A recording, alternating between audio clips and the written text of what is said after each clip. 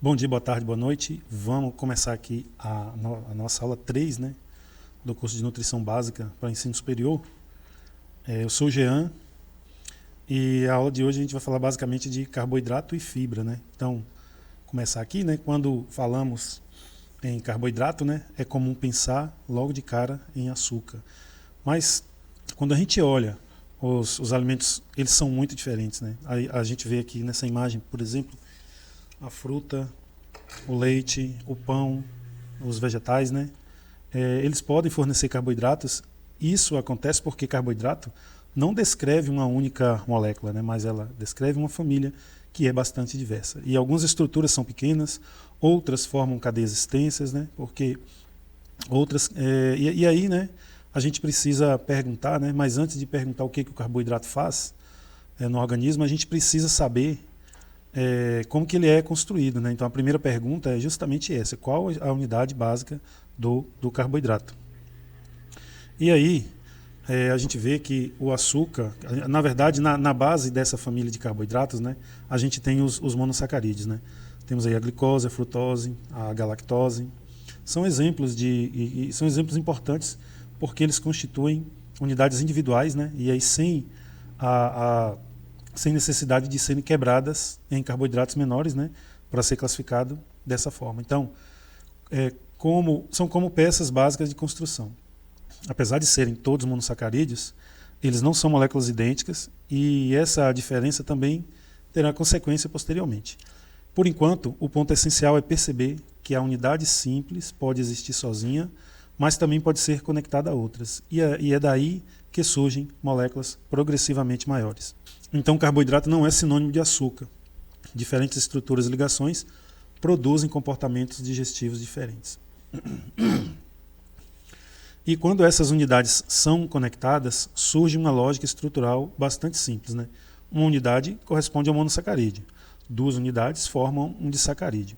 E aí, se a gente tiver pequenas cadeias de 6 a 8 monossacarídeos, a gente vai ter um oligosacarídeo. Parece que até 10, né? Até 10 é considerado oligosacarídeo. E quando a gente tem uma cadeia muito grande de monossacarídeos, a gente tem um polissacarídeo, né? E só que aí a gente tem o seguinte: tem a ligação que conecta essas unidades, né, que a gente chama de ligações glicosídicas, né? E é por isso que o grau de polimerização indica quantas unidades participam daquela estrutura. O mais importante não é decorar 4 nomes separados, né, mas é entender que eles representam diferentes níveis de uma mesma construção molecular. Agora nós podemos perguntar onde essa diversidade aparece concretamente na alimentação. Então, essas classes não funcionam, não ficam restritas ao laboratório. Elas aparecem nos alimentos que consumimos. Por exemplo, frutas podem fornecer monossacarídeos, né? O leite e o açúcar da mesma forma. Elas contêm disacarídeos, na sacarose e, no caso, a lactose. Leguminosas apresentam diferentes oligosacarídeos, né? E cereais, raízes, vegetais fornecem polissacarídeos, como por exemplo o amido, né? E também alguns componentes da fibra. Isso ajuda a corrigir uma simplificação frequente, né? Carboidrato não é sinônimo de açúcar. Açúcares representam apenas uma parte dessa família, mas ainda falta uma questão importante, que é conhecer o tamanho da molécula. É suficiente para prever como ela será digerida? A resposta aparece quando comparamos amido e celulose. Amido e celulose mostram por que estrutura não significa apenas contar unidades. Ambos possuem glicose, mas essas unidades estão organizadas por ligações diferentes. No amido, predominam ligações que nossas enzimas digestivas conseguem hidrolisar. Na celulose, as ligações beta entre as glicoses não são quebradas pelas enzimas digestivas humanas. Então, a enzima não reconhece apenas glicose, ela reconhece uma configuração estrutural específica. E essa comparação é central porque mostra que as mesmas unidades químicas podem produzir comportamentos biológicos completamente diferentes. Agora nós conseguimos reunir o raciocínio do bloco. Primeiro, nós identificamos a estrutura. Depois, nós observamos como as unidades estão conectadas. O tipo de ligação influencia o reconhecimento pelas enzimas, o que interfere na digestibilidade e, consequentemente, no efeito fisiológico. É por isso que conhecer a estrutura começa a permitir previsões sobre o comportamento do carboidrato no organismo. E com isso nós atingimos o objetivo dessa primeira parte da nossa aula, né? Mas aí surge naturalmente a próxima pergunta. Se uma estrutura é digerível, como o organismo consegue desmontá-la e transformar essas moléculas em unidades que realmente possam ser absorvidas? Nós vimos, pessoal, que a estrutura ajuda a explicar por que alguns carboidratos podem ser digeridos e outros não. Agora nós precisamos acompanhar o que acontece depois. Uma molécula grande como o amido não atravessa simplesmente a parede intestinal e chega ao sangue. Além disso, ela precisa ser transformada. Por isso, nesse momento da aula, a gente tem 3 etapas. Primeiro, quebrar a estrutura. Depois, transportar as unidades formadas e, por fim, direcioná-las metabolicamente. E a pergunta que guia esse percurso é: como uma molécula grande chega ao sangue e passa a ser utilizada pelo organismo? Aqui, pessoal, aparece uma distinção fundamental. Digestão e absorção são processos diferentes. A digestão produz monossacarídeos. A absorção permite que os monossacarídeos atravessem o epitélio intestinal. A glicose e a galactose utilizam principalmente o SGLT1 na membrana apical, enquanto a frutose ela utiliza, principalmente o GLUT5. Depois, esses monossacarídeos deixam o enterócito pela membrana basolateral com participação do GLUT2 e segue pela circulação portal em direção ao fígado. Então, pessoal, a absorção não é uma passagem qualquer, não é uma passagem indiferenciada. Ela depende de mecanismos específicos para moléculas diferentes. E chegar ao fígado não significa, que toda a glicose terá o mesmo destino. Dependendo das necessidades do organismo, ela pode ser utilizada em vias metabólicas relacionadas à produção de energia, armazenada na forma de glicogênio ou direcionada para a síntese de outras moléculas. O glicogênio hepático contribui para a disponibilidade de glicose no organismo, enquanto que o glicogênio muscular funciona principalmente como reserva para o próprio músculo. Em situações de excedente energético, parte do carbono também pode ser direcionada para a síntese de lipídios. Então, pessoal, o destino depende do estado metabólico.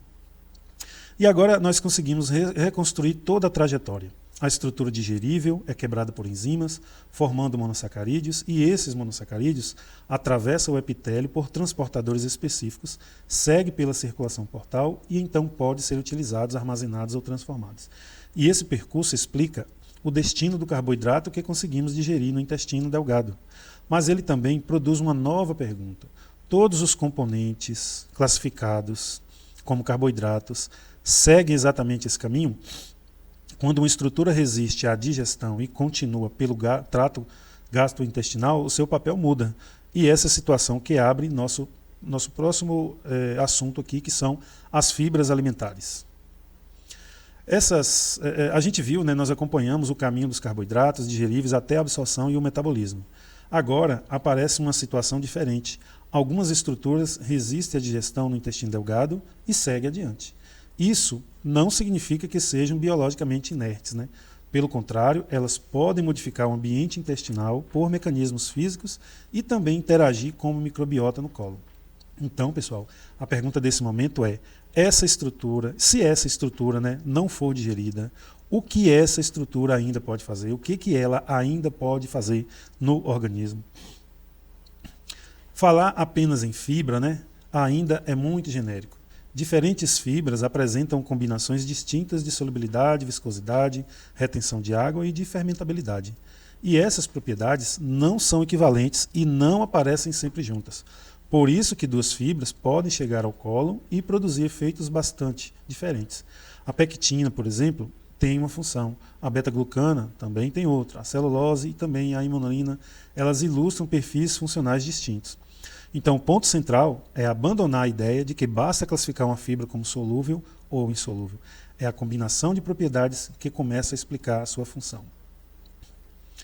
E algumas fibras hidratadas aumentam a viscosidade do conteúdo gastrointestinal e isso modifica a forma como nutrientes e enzimas se deslocam e entram em contato entre si e com a superfície intestinal. Em um contexto menos viscoso, esse encontro tende a ocorrer com maior facilidade e quando a viscose aumenta, a difusão e o contato pode ser alterado. Como consequência, digestão e absorção podem ser moduladas. Então, pessoal, a fibra pode exercer efeitos fisiológicos antes mesmo de chegar ao cólon e interagir com a microbiota. Quando determinadas fibras chegam ao colo, elas podem ser utilizadas pela microbiota como substrato fermentável. E dessa fermentação surgem metabólitos, né? Entre eles os ácidos graxos de cadeia curta. Né? Vemos aí esses ácidos graxos, né? O acetato, o propinoato e o butirato. O butirato, por exemplo, é uma fonte energética importante para os colonócitos. Né? Esses metabólitos também participam de efeitos locais e também efeitos sistêmicos. Mas é importante não generalizar. Nem toda fibra é pré-biótica. E para receber essa classificação, o substrato precisa ser utilizado seletivamente por micro-organismos e está associado a benefícios ao hospedeiro. O índice glicêmico, né, ele considera a quantidade normalmente que comemos nos alimentos? O que vocês acham? Vamos falar agora sobre índice glicêmico. Né? Mas antes, queria dizer que a estrutura da fibra determina um conjunto de propriedades físico-químicas, né? E essas propriedades influenciam viscosidade, hidratação, fermentabilidade, e isso modifica o comportamento gastrointestinal e os efeitos fisiológicos. Em alguns casos, predomina um efeito físico sobre a digestão e absorção. Em outros, destaca-se a fermentação pela microbiota e a produção de metabólitos. Então, pessoal, nem toda fibra faz a mesma coisa. E abre para mais um questionamento. Se estrutura, matriz e processamento alteram a resposta do organismo, como interpretar recomendações nutricionais, índice glicêmico e carga glicêmica? Então, pessoal, nós vimos, né, que a resposta do organismo não depende apenas da presença de carboidrato. A estrutura, digestibilidade, a matriz alimentar e também as propriedades das fibras modificam o que acontece depois do consumo. Então, nós precisamos dar um passo além, né? Como interpretar essa resposta na prática? Para isso, não basta perguntar quanto carboidrato existe. Nós precisamos considerar de onde ele vem, que tipo de açúcar está presente, como esse alimento influencia a glicemia e qual a quantidade é efetivamente consumida. Esse conjunto de informações que vamos organizar a partir de agora. Quando encontramos diferentes valores de referência, o primeiro cuidado é entender qual pergunta cada um responde. O RDA, de 130 gramas por dia, é expresso como uma quantidade absoluta e está relacionado a uma referência de necessidade fisiológica. Já o AMDR, né, trabalha com uma lógica que indica a participação dos carboidratos na energia total da alimentação. Então, esses valores não competem entre si e não devem ser comparados diretamente. No caso das fibras, ela aparece ainda de outra maneira como referência. Né? Para as fibras, ela está relacionada à ingestão energética. Então, antes de interpretar qualquer número, nós precisamos compreender o significado da medida que a gente está utilizando. Então, pessoal, essa mesma cautela vale para a palavra açúcar, não é? Vale para a palavra açúcar. Açúcares totais corresponde ao conjunto dos açúcares presentes nos alimentos. E dentro desse conjunto, nós podemos identificar aqueles adicionados durante a formulação ou então ao processamento. Já o conhecido açúcares livres é mais amplo, né? Ele tem um conceito diferente, né? Além de adicionado, ele inclui, por exemplo, açúcares presentes no mel, nos xaropes e nos sucos de frutas. E isso explica uma diferença importante. O açúcar naturalmente presente na estrutura de uma fruta inteira não é automaticamente classificado como açúcar livre. Então, a origem e a matriz alimentar também fazem parte da interpretação. Beleza? E outro indicador que exige cuidado é o índice glicêmico, né? Ele compara a resposta glicêmica produzida por uma quantidade padronizada de carboidrato disponível com uma referência. Mas essa medida sozinha não representa necessariamente aquilo que acontece com uma porção habitualmente consumida. É aí que entra a carga glicêmica. Ela combina o índice glicêmico com a quantidade de carboidrato disponível presente na porção. Na analogia das torneiras, o índice ajuda a pensar na intensidade relativa do fluxo, enquanto que a carga considera também quanto será liberado. São indicadores relacionados, mas respondem a perguntas diferentes. E agora nós podemos reunir o percurso inteiro, né? Começamos pela estrutura do carboidrato, vimos que ela interfere na digestibilidade e na absorção, né? Incorporamos o papel da matriz e das fibras e finalmente analisamos a quantidade, as recomendações e a resposta glicêmica. O ponto central é que nenhuma dessas informações deve ser interpretada isoladamente. Uma decisão nutricional exige perguntar quanto existe, de onde vem, como está estruturado, com que componente interage, como foi processado e qual a porção e contexto será consumido. Esse é o princípio que integra esta aula, né? A quantidade de um carboidrato emerge do sistema alimentar, não de um único número. Tá certo? Bons estudos aí para vocês.